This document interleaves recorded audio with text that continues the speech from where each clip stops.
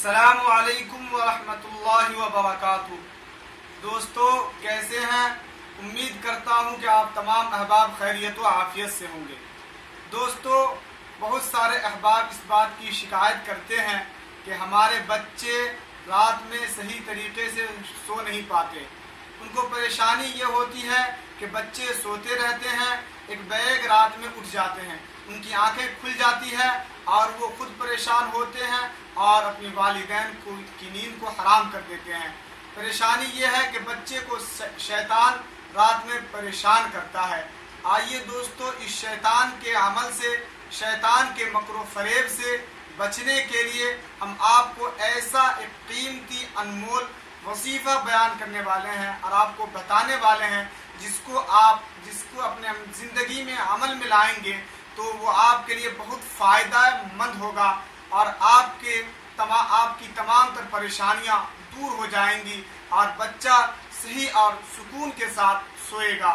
دوستو وہ عمل یہ ہے کہ اللہ تبارک و تعالی نے قرآن میں ارشاد فرمایا وَاللَّهُ مِن وَرَائِهِم مُحِيطٌ بَلْ هُوَ قُرْآنٌ مَجِيدٌ فِي لَوْحٍ مَحْفُوظٍ فَاللَّهُ خَيْرٌ حَافِظٌ وَهُوَ أَرْحَمُ الرَّاحِمِينَ۔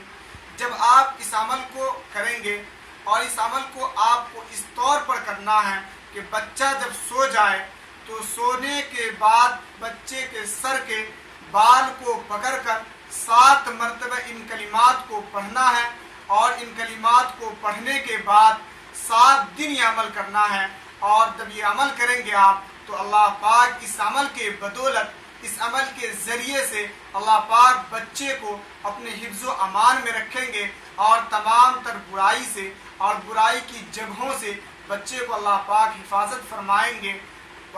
دوستو ہمارے چینل کو آپ سبسکرائب کریں اور ہمارے چینل کو آپ کہ زیادہ سے زیادہ شیئر کریں۔